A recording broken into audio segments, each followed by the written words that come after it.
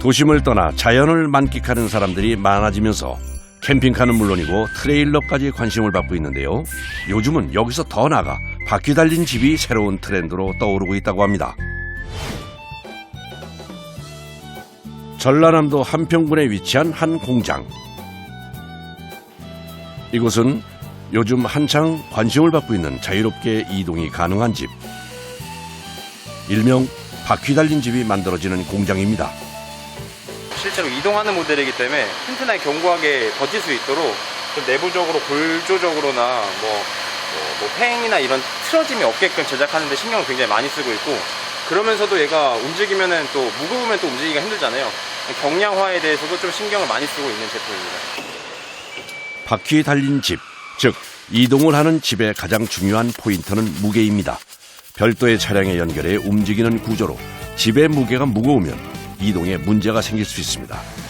보통의 타이니하우스 무게가 최소 5톤에서 6톤 정도라면 바퀴 달린 집은 2톤에서 3톤. 그래서 제작 과정부터 무게를 줄이는 것에 초점을 맞춰 만들어집니다.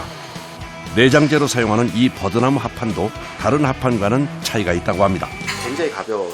가볍고 내구성도 좋고 그렇기 때문에 그것 때문에 이걸 쓰고 또 화학 약품, 그러니까 본드가 많이 첨예화되지 않았어요. 그래서 친환경적인 제품이기 때문에 이 제품을 쓰는 겁니다. 오전 일찍부터 여러 명의 작업자가 꽤 오랜 시간 지붕을 만드는 작업에 매진 중입니다. 그런데 이번엔 어떤 작업을 하는 것일까요? 검은색, 올록볼록한 시트를 길이에 맞게 절단하더니 지붕 윗부분에 단단히 고정합니다. 비가 오는 경우에는 이게 이제 이렇게 소리가 나니까 한번 방음 효과로 잡아주는 역할도 하고요. 그 다음에 이제 이게 공기층 형성이 돼가지고 직접적인 복사열을 막아주는 역할로 해서 단열 효과도. 방음 시트 부착 후엔 아연 재질의 마감재로 천장을 마무리하는데요. 끝부분을 맞물려 단단하게 결합시켜줍니다. 그런데 지붕을 이 아연 마감재로 만드는 이유가 있다고 하는군요. 여러 가지 지붕 자재가 있는데 그 중에서 가장 가볍기도 하고요. 그리고 이제 저희가 이제 로드형이다 보니까 바람을 탔을 때 다른 제품 같은 경우는 날아갈 수도 있는데 이거는 이제 서로 결합하는 방식이다 보니까 날아가지도 않고요. 지붕 마감재뿐 아니라 다른 자재들도 이동하는 집의 특성에 맞는 제품들로 선별돼 사용됩니다. 이게 이제 기본 골조가 되는 거예요. 얘가 이제 뼈대로 베이스로 들어가게 되는 거고요. 이 위에 이제 단열재, 합판이 시공돼서 내부 외부가 시공이 되는 거예요. 골조의 무게에 따라 총 중량이 많이 좌우되기 때문에 이동식 주택 제작 시 골조의 경량화는 굉장히 중요한 문제입니다. 그래서 기존 목조주택의 골조로 많이 사용되는 나무와 이동식 주택에서 사용하는 경량 철골의 무게를 비교해봤습니다. 와, 무게가 상당히 차이가 납니다. 중량을 이제 비교를 해보면 거의 한 40% 정도가 더 가볍잖아요. 이제 이게 골조 전체적으로 무게 봤을 때 몇백 킬로가 나가게 되는데 거기서 이제 몇십 %가 차이가 나게 되면 굉장히 큰 무게가 차이가 나는 거라서 그런 데서 경량화가 진행되다 보면 결과적으로 제품이 다 완성되고 나면 수백 킬로가 차이가 나게 되는 거죠. 골조 외에도 대부분의 자재들이 가벼운 것을 사용하는데요. 외장재도 기존에 많이 사용하는 것과는 무게 차이가 많이 납니다. 이건 내장재로 사용하는 합판인데요. 일반 OSB 합판에 비해 버드나무 합판이 훨씬 가볍습니다. 저희들이 유일하게 줄이지 않는 공간이 있는데 트레일러입니다. 트레일러는 오히려 경량화가 목적이기보다 주행을 하는데 안정성, 그리고 집이 더 오랫동안 버틸 수 있게 더 튼튼하게 만들어야 되기 때문에 트레일러만큼은 경량화를 하지 않고 있고요. 안정성에 가장 큰 신경을 많이 쓰고 있습니다. 다음 날 아침 이동식 주택을 짓는 공장을 다시 찾았습니다. 오늘은 이동식 주택의 지지대 역할과 동시에 바퀴가 설치되는 부분인 트레일러 작업이 있는 날입니다. 경량화가 초점인 이동식 주택에서 유일하게 무게를 신경 쓰지 않고 튼튼하게 만들 만큼 중요한 부분인데요. 그럼 과연 3톤 가까이 되는 거대한 집에 바퀴가 어떻게 달리는 것일지 한번 들여다보겠습니다. 트레일러 제작의 첫 과정은 수평을 맞추는 일입니다. 밑에 있는 베이스 자체가 틀어져 버리면 위에서 이게 일종의 지그대인데 지그대가 틀어지면 위에 만드는 것 자체가 틀어지니까 그래서 수평을 잘 맞춘 다음에 그다음 제작합니다. 바퀴 달린 집의 트레일러 제작엔 정확한 수치 계산이 필요한데요. 조금만 오차가 나도 주행 중 위험해질 수 있습니다. 안전이 직결된 문제이니만큼 숙련된 기술자들이 제작을 전담한다고 합니다.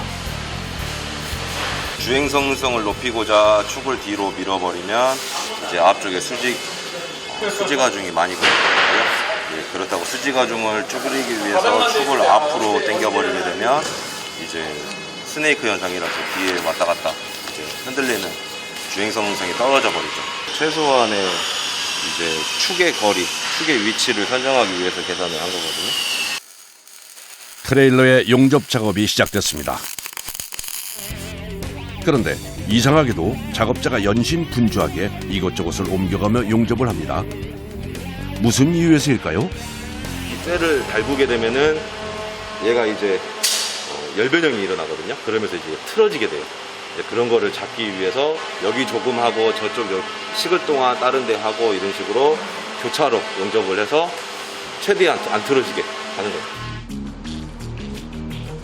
용접을 끝낸 작업자가 꽤 무거워 보이는 자재를 들고 들어옵니다. 어느 때보다 신중하게 집중해서 설치하는 것을 보니 아무래도 굉장히 중요한 부분인 것 같습니다. 지금 이 부분이 이제 바퀴가 달리는 축인 거죠? 네. 이제 양쪽으로 바퀴가 달릴 거고요. 이제 얘는 로드형이기 때문에 전자브레이크 시스템을 적용할 예정입니다. 어째 나사를 돌리는 것도 신중해 보이는데요. 단순한 작업인 나사를 조이는 것도 모두 방법이 있다고 하네요. 같이 조금씩 채워가면서 자리를 잡을 때까지 채워주셔야지 얘가 한쪽에 응력 집중이 되질 않아요. 그래서 계속 교차로 이렇게 해주는 거예요. 이번엔 작업자가 처음 보는 자재를 들고 들어옵니다. 지금 얘는 뭐 어떤 제품이에요? 이 자체가 브레이크 역할을 해주는, 정기적으로 브레이크 신호를 줘서 브레이크 역할을 하는 제품입니다. 이동식 주택을 끌고 가는 차량에서 브레이크를 밟으면 전선으로 연결되어 집도 동시에 멈추게 되는 구조로 총 4개의 브레이크가 설치됩니다. 이렇게 장착이 되고 뒤에 있는 너트를 체결을 해줘야 됩니다. 고중량이다 보니까 앞에 있는 차의 캘리퍼에 무리를 주게 되거든요. 이제 브레이크에 영향이 많이 가게 되고 이제 앞에 있는 차의 파손도 일어날 수도 있고 이제 뒷부분이 밀고 들어와 버리면 앞에는 멈췄는데 뒷부분이 밀고 들어와 버리면 이제 차가 가운데서 이렇게 되면서 넘어가 버리는 경우도 생기죠. 드디어 작업장으로 이동식 집에 부착될 바퀴가 들어옵니다. 양쪽으로 2개씩 모두 4개의 바퀴가 설치됩니다. 한스프링이나 브레이크 드럼이나 이 축 자체가 버티는 무게보다 타이어의 하중, 이 개당 하중이 850kg을 버티는 거죠. 나머지 이제 축이나 드럼 같은 경우는 더 높게 버틸 수가 있고요. 본격적으로 이동식 주택에 바퀴를 부착하는 작업이 시작됐습니다. 작업자가 신주단지 모시듯 조심스럽게 집체를 크레인으로 들어 올립니다. 무게만 해도 3톤. 혹시 균형이 안 맞으면 떨어뜨릴 수도 있습니다. 그렇게 되면 지금까지 공들여 힘들게 만든 집이 파손될 수도 있어 작업자들 모두 초긴장 상태입니다. 스톱. 이거 안 맞는 것 같다. 다시 봐봐. 다시 내려봐요. 이게 까딱 잘못하면은 제품에 데미지를 입을 수 있기 때문에 항상 조심조심 해야 돼요. 바퀴 부착을 위해 집을 들어 올리는 간단한 일도 쉽지 않습니다. 드디어 집이 공중에 고정되고 설치를 위해 바퀴가 밑으로 들어갑니다. 그리고는 작업자가 바퀴를 부착할 정확한 위치 확인을 합니다. 이 뒷축을 중심으로 계산을 하는 거니까요. 아, 원래 그렇게 정착을 하는 건가요? 앞쪽에 무게가 있어야 차가 이렇게 축이 흔들리지 않으니까 가면서. 이제 바퀴 부착을 위해 적당한 위치로 집의 높이를 조정합니다.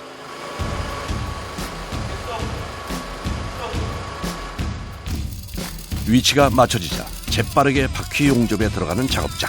그런데 작업하는 자세도 힘들어 보일 뿐 아니라 불꽃이 많이 튀어 위험해 보이기까지 합니다. 많이 튀죠. 아무래도 위보기 자세로 하다 보니까 이제 용접면을 위를 보고 해야 되다 보니까 이게 다 이제 몸으로 오는 거죠. 그런 것 때문에 안전장구를 잘 해야 그나마 좀 덜 하는 거예요. 이제 용접 장갑을 끼더라도 안으로 이제 열이 얘 자체가 달궈져서 뜨겁게 올라오는 건 어쩔 수가 없어요. 그럼 이제 손도 화상도 입고 이제 벗을 수는 없으니 그냥 뜨겁게 버텨야 되고. 바퀴 설치가 완료됐습니다. 든든해 보이는 4개의 바퀴가 위풍당당하게 달렸네요. 제작 기간 3주.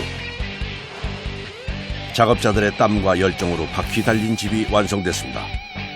화이트와 나무 색조가 섞인 깔끔한 디자인이 눈에 띄는데요. 침대와 싱크대는 물론이고 샤워실까지 따로 있는 욕실도 설치되어 있네요. 하하, 완성된 집을 보니 당장이라도 떠나고 싶어지는데요.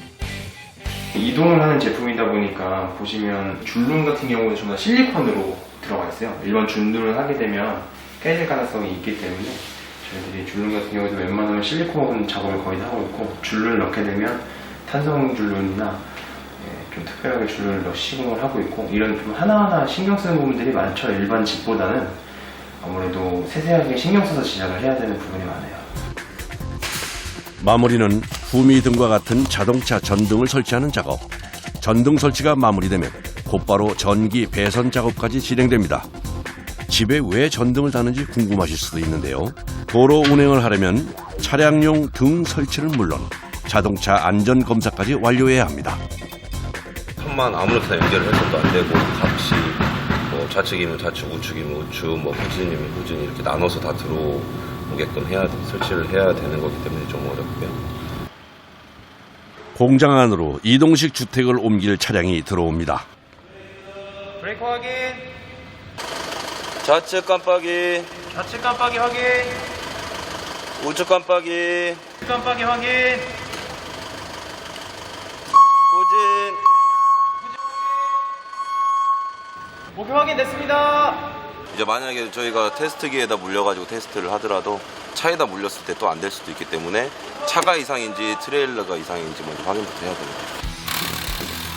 이제 이동식 주택을 고정하고 있던 거치대를 올립니다. 그리고 자동차와 집 사이에 연결기를 설치하고 양쪽을 안전하게 결합합니다. 여기 있는 고리가 있는데 뒷판을 채웠을 때 딱 잡아서 안 올라오게, 이게 안전장 1차 안전장치고요. 그 다음에 이쪽에 커터핀 같은 걸 꽂아가지고 알핀을 꽂아서 이제 알핀이 걸려있으면 또 안 움직이고. 이동식 주택을 연결한 자동차가 공장을 나섭니다. 자동차 안전 검사를 받기 전 주택에 문제가 없는지 마지막 확인을 하기 위해서인데요. 실제로 도로 주행을 하면서 주택의 상태를 확인합니다. 한 곳에 고정해 놓는 집이 아니라 이동을 해야 해서 주행하며 확인하는 안전 점검이 꼭 필요하다고 하네요. 이제 무게가 어떻게 되느냐에 따라서 이게 사실은 주행 질감이라던가 안정성이라던가 이런 게 전혀 완벽하게 달라지거든요. 이동식 주택은 소형 견인차로 분류돼 있어 총 중량이 3.5톤 이하여야 합니다. 화물용 차량 무게를 측정하는 저울인 개근대에 올라가는데요. 과연 무게가 얼마나 될까요? 2250kg. 3톤이 안 되니 안전검사엔 문제가 없을 것 같습니다. 이제 누군가의 휴식을 위해 달릴 준비가 완료됐습니다. 사람들이 타이니하우스에 대해서 좀 더 많이 알아서 이런 새로운 방식의 주거 생활도 있구나, 좀 주거 생활 문화 자체를 좀 변화시킬 수 있을 정도까지 이 타이니하우스 문화를 발전시키고 싶어요.